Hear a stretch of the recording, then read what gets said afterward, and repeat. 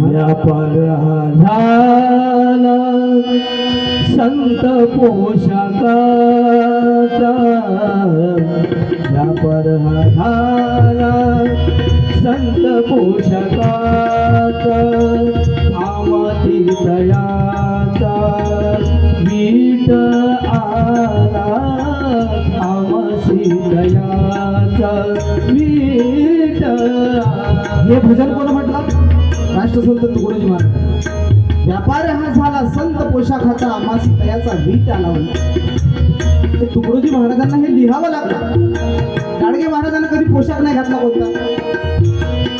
कोणता संताचा पोशाख घालून तो मिरवला नाही. तो कोणाच्या रस्त्यानं चालू ना तर ह्या उंबरठ्याच्या आतमध्ये जाई नाही हा माणूस. बाहेरूनच आवाज दे, माय भाकर देव माय. पण भाकर केव्हा? भाकर जर तिने आणली तर ती भाकर खायच्या आधी म्हणे तुझ्या अंगणामध्ये हे लाकडं दिसते ते कुऱ्हाडे म्हणे मी फोडून देतो मग भाकर खाता. असा हा संत. चूक आपली आहे रे मावशी. आर्मीमध्ये एका याचा कार्यक्रम सुरू आहे आता, लाखोची गर्दी आहे हा. आणि तो सांगते काय माहित आहे? तुमच्या पोरायला बनते बेलफूल वाहायला लावा पिंडीवर पास होऊन जाते. वर्म कोणी ने धर्म कोणी ने अभंगाचा अर्थ कोणी ने वर्म धर्म कोणी धर्मही कोणाला समजला नाही. पोटासाठी गाणे गाती साधू, व्यापार हा झाला संत पोषकाचा, व्यापार हा झाला संत पोषकाचा, आमची दयाचा वीट आला, आमची दयाचा वीट माय भाकर देव म्हणे. भाकर आणली थांब तिथं धरून राह. तुझ्या घराची ते म्हशीची शेणात म्हशीचं शेण गाईचं शेण पडून दिसतं ते पहिले झाडून देतो म्हणे. ते झाडझूड करे आणि मग ते भाकर खाय. ते ताजी नाही खाय किरण, ते रात्रीची खाय कालची खाय. हे वय संत. नाही तर तुकाराम महाराजाचा एवढा गवगवा करतात ह्या स्टेजवरून लोक. हा स्टेज काही साधा स्टेज नाही मावशी. हा स्टेज निर्माण केला संत ज्ञानेश्वर महाराजांनी. हा स्टेज निर्माण केला वारकरी संप्रदायाचे जनक संत नामदेव महाराजांनी निर्माण केला. नाचू कीर्तनाचे रंगी ज्ञानदीप लावू जगी. कशासाठी हा स्टेज निर्माण केला?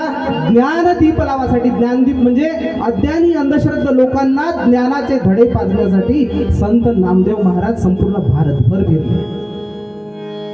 आणि आम्ही लोकांना सांगतो बेलफुल वहा तुमचे पोरं पास करून घ्या. अरे काय धंदे लावले हा. गाडगे महाराजांना कायले शाळा काढल्या असत्या. सावित्रीबाई फुले कायले मरमर मेले असते. शेणाबातीचे मार कायले खाल्ले असते त्यांनी.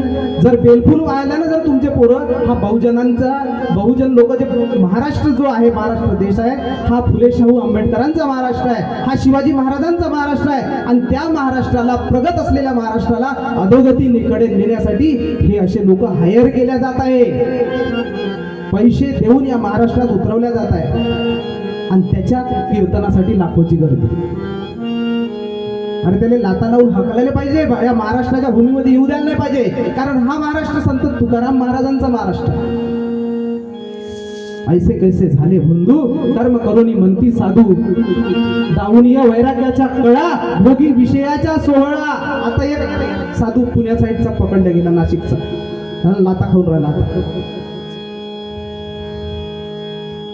हा स्टेज संत ज्ञानेश्वर महाराजांचा. संत चोखा मिळाचा हा स्टेज आहे. संत सावता माळ्याचा स्टेज आहे. त्यानं कधी चोखा मिळानं, संत सावता माळ्यानं. संत परंपरा जर पाहाल तर कोणताच संतांनी आपला धंदा सोडला नाही, आपला व्यवसाय सोडला नाही, आणि कोणाच्या दरवाजात जाऊन कधी भीक मागितली नाही, आणि कोणामध्ये कधी अंधश्रद्धा पसरवली नाही. हा सरळ सरळ अपमान आहे.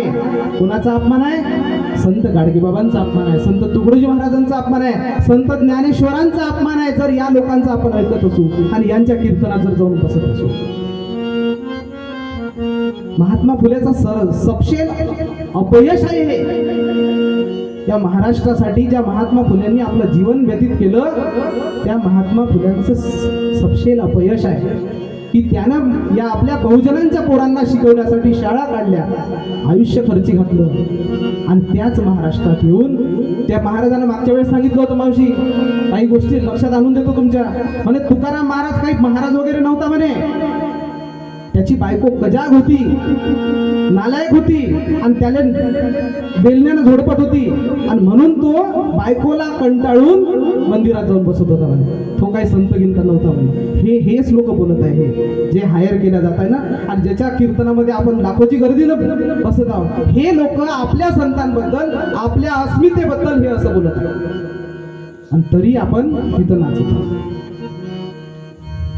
हा अपमान आहे, या मातीचा अपमान आहे, या महापुरुषांचा अपमान आहे.